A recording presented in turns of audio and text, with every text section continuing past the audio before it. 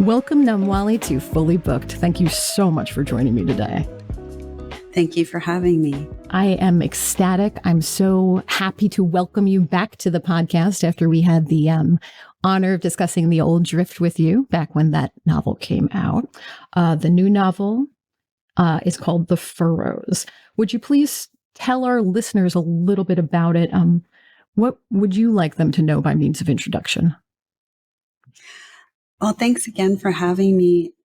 The Furrows is a very different novel from The Old Drift. It has certain resonances, of course, across my preoccupations and my style. But for one thing, it's much more intimate insofar as we are largely with one family for the first half of the novel. And it circles around a missing boy. One day, a 12-year-old girl named Cassandra, or C for short, is taking care of her little brother, Wayne. And there's an accident that strikes. When the novel opens, this accident takes place at the beach. And he runs into the water, and she watches him swim from the shore. A storm picks up, and the waves start to rise. And worried for his safety, she runs into the water and swims out to him and tries to swim him back to shore. But she blacks out, and she believes that she sees his body being reclaimed essentially by the water. When she ends up at home, there's no body to confirm her story, which is that she thinks that he has died. And her mother, Charlotte, can't let go of the idea that he's still alive somewhere out there, perhaps having been kidnapped or taken by the man who brought Cassandra home, who leaves her there and then vanishes himself. Her mother starts a foundation for missing children called Vigil, and this creates a kind of impasse in the family about what exactly happened to this little boy. I then follow essentially the aftermath of this great catastrophe between the members of this family.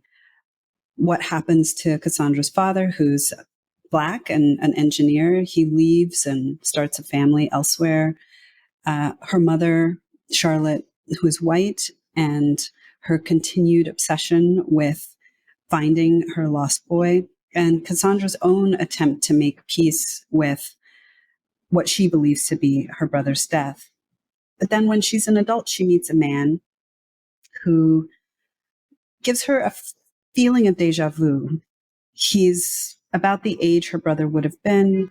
He's light-skinned like her and lanky and has big ears just like her little brother did. And at one point, she asks his name, and he says his name is Wayne. This implodes Cassandra's reality. The novel then essentially moves into this man's perspective, and we try to trace out what it is he's seeking. Why is he looking for Cassandra? Why is he seeking out this family? And does he have any relation to the little boy that was lost? So the novel is trying, in a sense, to think about how we grapple with loss, whether it's from the perspective of those who are the mourners or the grievers or the abandoned, or those who themselves are detached from their families, the orphans of the world. Beautiful. And I mean, that description is one I will go back. I'm going to go back and listen to the tape. And it was like listening to you describe the novel, like I felt my pulse slow and speed, at the appropriate parts. And I'll tell you that I was more in tune with my body in reading this book. And in part, I believe it's because there's an invitation made to the reader in the opening lines of this book. And the novel begins, I don't want to tell you what happened. I want to tell you how it felt. And I want to tell you as your reader that really calibrated my reading experience. I paid a I'm lot. so glad. Oh, I'm so glad. Yes, I'm glad you're glad. I paid so much more attention to my body as I progressed through the pages than I ordinarily would. Side question before the real question. Have most of the conversations you've been having, most in the interviews you've been having about this book, do most of them start out with those 2 lines, or you get those 2 lines kind of quick in the conversation? I'm wondering. Yes, they do. And I think, the first lines of a book always, I think, set up a framework. And in this particular case, the addition of these lines, which came to the novel relatively late in the revision process, was an effort to, as you say, to tune the reader's sensibilities toward feeling, both in the sense of the sensory, the bodily, but also the sense of emotion, of affect. And I think in a larger sense, because those lines repeat, there's also an reinscription of that particular mode that I think also makes people want to ask about it. And that, I think, relates to the subtitle of the novel, which is an elegy. Right. So the repetition of those lines is, of course, enacting the repetitions, that the refrains that we're familiar with in an elegiac song or a poem. But also, I wanted to give the reader a sense that what you're about to encounter should be read more like it's a poem, which is to say, you're more open, I think, to the various events of a poem as sitting somewhere between the real and the unreal. They are there as metaphors, as similes, as figures, as almost kind of just images that pull you through the poem and make you feel something or understand something with your full body, rather than necessarily something that you're trying to puzzle out with your mind. Right. No tidy resolution. I mean, I'm actually full to bursting with different directions we could go in from that. The word elegy and its origins. I'm thinking about a lot of different things. I'm thinking about Swiss American psychiatrist Elizabeth Kubler-Ross, who, of course, was the person who theorized that kind of now well-known 5 stages of grief model. Grief. Yeah. And I think that they are denial, anger, bargaining, depression, and acceptance. And in light of reading your novel and thinking about grief and thinking of how the rich portrayal of how the characters deal with grief in this novel, it kind of occurred to me that in the Kubler-Ross method, it's like a numbered, it's a template. It's like and it almost is in a way a how to progress through grief, a how to read grief, but also, side note, very kind of late stage capitalism to have a tidy resolution, then move on. We've tied up that we have acceptance, ding, ding, ding, ding, ding, the confetti rains down from the ceiling and we've tied it up and we can move on to the next thing. Yeah. So we've resolved it. Yeah.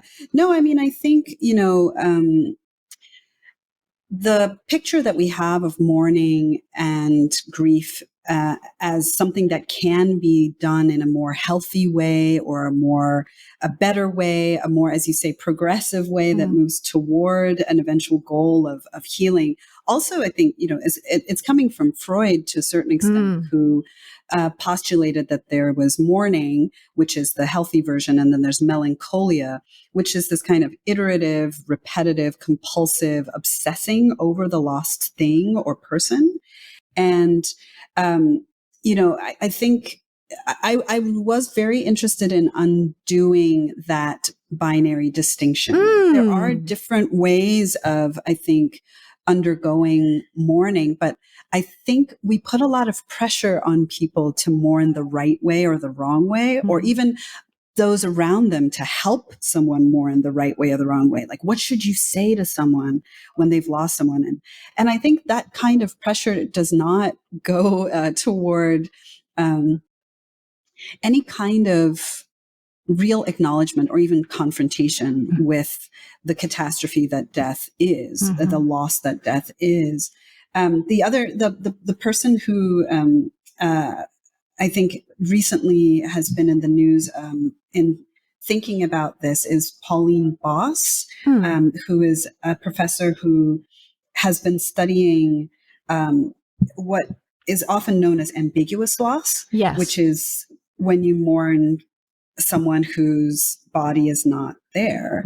And, she has a book called The Myth of Closure, Ambiguous Loss in a Time of Pandemic and Change, where she's applying this theory to how we're all dealing with the pandemic, where so many people didn't get to have any encounter or confrontation with the real material fact of death because they weren't allowed to see their loved ones who passed. They weren't allowed to bury them. Funerals were super spreader events. And so I think there are all sorts of different ways that psychologists have approached this question. A lot of my effort in the book really is not to come down one way or the other, but also to try not to judge the way that people mourn so harshly. Say, well, this person is stuck in a pathological melancholia and this person is not, Yeah. So, yeah. It's endlessly interesting to me because before I was a journalist, I worked in the funeral industry. And wow. Yeah, I did. It was my first job after college, and my main job was transporting decedents from scene of death to the funeral home or to the medical examiner's office. We were actually contractors who worked for about 50 different businesses in the Portland, Oregon metro area. And we came out as representatives for each of these businesses, and we had to assess the situation, plug in at the energy of the scene as it was, and then get the information we needed from sometimes families, sometimes caregivers, sometimes police officers, and then be able to do the main matter of our job and go away. Through that experience, I did that for 2 years. Through that experience, it really tuned me into how much of a remove generally we are in this country. We are at a remove from death already. So it's like what you mentioned in the pandemic, to no longer even have the prepared body at a wake or a funeral, and to have the ritualized, the gathering and the mourning together. Like that's another huge step of remove from it. And I think it is not good for the organism. I agree. I think it's, one of the things that Cassandra says about death is that it is unfathomable and that's a very human thing. Yeah. That we persist in believing that the dead continue somehow beyond that boundary, beyond that border, whether they're in Hades as shades in ancient Greek culture, or whether they're in heaven in Christian culture, or whether they're ghosts in, the literary tradition of the Gothic. And I think for me, the fact of persistence beyond death of those that I've lost in dreams was really influential for this novel as well. And it seemed to me to be very much a symptom of exactly what you're talking about, which is this way that we are, we disavow death. We don't believe it. And the more that we push it away in that material confrontation with the fact of the body, the fact of the deceased, whether it's through these rituals, or as you say, like if you don't even have these rituals, the pushing away of that materiality, I think ends up just causing it to erupt in other parts of the psyche, other parts of the life. I think it's a sort of irreconcilable thing for me. Yeah. That we can't, as humans, believe in death. I think it's probably adaptive, Yeah. But at the same time, I think there's something built in, sort of endemic to the fact of death, which is that it is, beyond consciousness, quite literally. To imagine yourself dead is not to imagine anymore. amazing poems have been written about this. Philip Larkin's Obod is about this. Tom Gunn's The Reassurance is about this. In a lot of the history of the elegy or the history of poetry, I think, is about trying to grapple with this paradox. I listened back to our conversation about the Old Drift, and when we were talking about that novel, you recall the quote from E.M. Forster. The main facts in human life are 5: birth, food, sleep, love, and death. And in this novel, especially, I feel like sleep is maybe finally getting its due. Oh yeah, it's true. We're always told not to write dreams in literature because dreams are famously boring to other people. But David Mitchell, the author of Cloud Atlas, has a great essay about why he pushes against that notion. And I think it's a wonderful challenge to try to depict a dream life in a way that is compelling to others. Is it compelling to you as a novelist to meet challenges as they arise, as you perceive them? Are you trying to push? Yeah, I think, the novel is incredibly capacious and incredibly complex as an object. And, people often talk about the death of the novel. And I think there's a lot of bemoaning of the loss of that, that form's prestige in the general culture. Yeah. But I feel like we've barely touched even the edges of what the novel can do as a form. The novel has done so much, but I find the pressing against the form, pushing it, stretching it, breaking it as much as is reasonable before it turns into a sort of rubble heap of language is absolutely one of the greatest privileges of being a writer. I kind of want to return us to, at the top of the conversation, I mentioned how you're reading your book made me feel. I'm really interested in how other people are going to experience reading this book. And that kind of points me in the direction of wanting to ask you, how do you perceive the relationship between novelist and reader more generally? Do you see it as a covenant? Oh, wow. I think I don't see it as a covenant. For 2 reasons. I can see why one of the reasons that I'm going to articulate would make it seem more like a covenant. But when we think about a covenant, it's often between a mortal and immortal, right? A god and a human.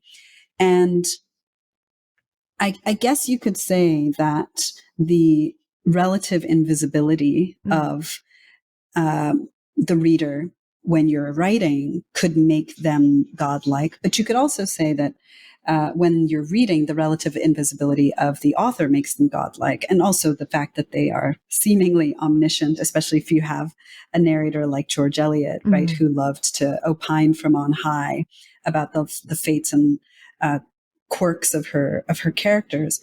But I think that the fact that we're both invisible to each other changes the deal a little bit, right? God can always see the person with whom God has the covenant, but neither the author nor the reader can see each other in the process. And that's part of the beauty of literature, is that there is this mutual faith that your reader is going to co-construct this thing into being. Because if the reader doesn't read, then the novel doesn't exist. Yeah. And the novelist can put these marks onto the page as much as they want, but without the reader, it's essentially an inert object. But I think the other reason I would say it's not a covenant is because of the sheer variety. Again, on both sides of the equation, you would think, well, there's only one author, but the text itself is so open to interpretation that there's actually a million different possibilities of who that author might be in the mind of the reader. And of course, we know there's one hopes that one will have many readers, if not kind of endlessly infinite readers, as as long as human civilization exists. You want readers in the future to pick up your book, and that multiplicity makes it very difficult to pin down exactly what the covenant would be. And I, for one, would not want to be restricted as a reader in the kind of relationship that I have to an author. I love, for example, to hate read certain authors. Yeah, me too. Where I'm like, I love your prose style and I hate your vibe, or like, I don't like your politics, but I love the way you make me feel. Like there's, and to be able to have that kind of openness of ambivalence, right, within a relationship isn't actually always available to us in our regular lives. Right. Like being like hating your friend, who you also love, like is a lot more time consuming and painful, I think, than hate reading, an author for yourself. So I would want to and there's some people I love to read and like I'm editing them in the margins. And then there's others that I don't want to have a pen in my hand at all. I want their words to just wash over me. So I want there to be that kind of openness for any and every reader. There's obviously a structure. It's not like the available interpretations of the Furrows are actually infinite. They aren't, because there are certain words in certain order on the page. And unlike, there's a nouveau roman from the 60s, I think, a French author made a novel where the pages were shuffleable, right? It comes in a box, right? It's not like that. Like, I want you to read my book from beginning to end, and I've bound it in that way. So there are, certain things.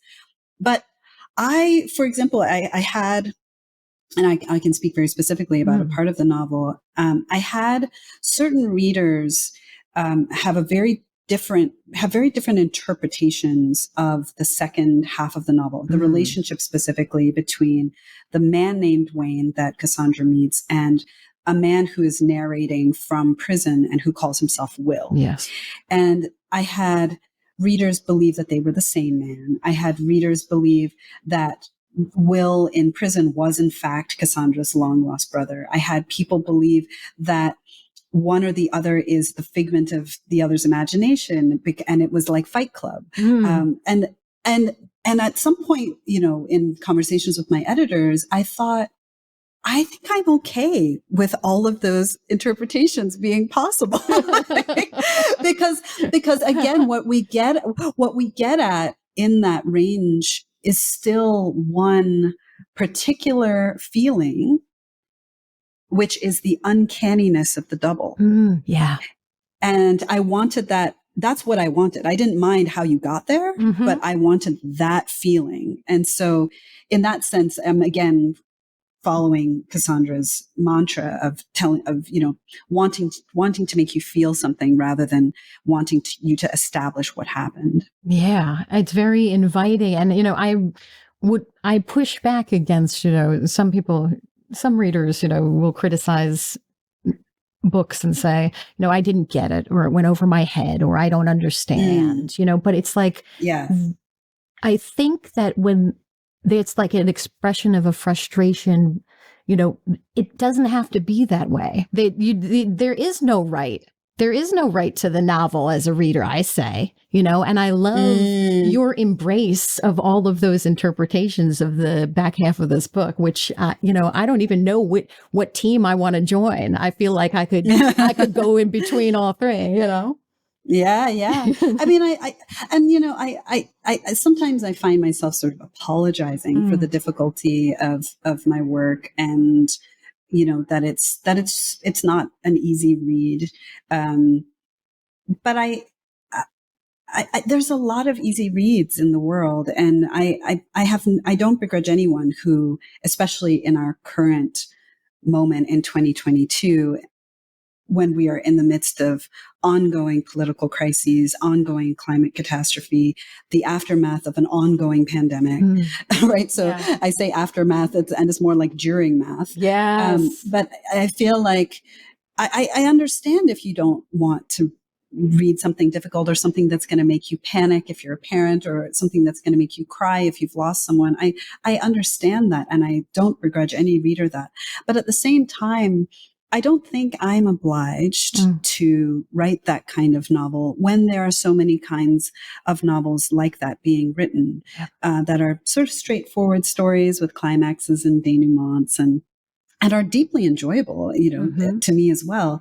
I'm engaging in a for me, a very large scale conversation. My interest in writing literature is to speak to those writers who have touched my life or changed the way I think or made me frustrated or what have you. And that conversation means that it has to be ongoing. In some ways, it has to continue to be agitating or difficult or confusing or puzzling for us to keep caring about it. Otherwise, you just put the book away.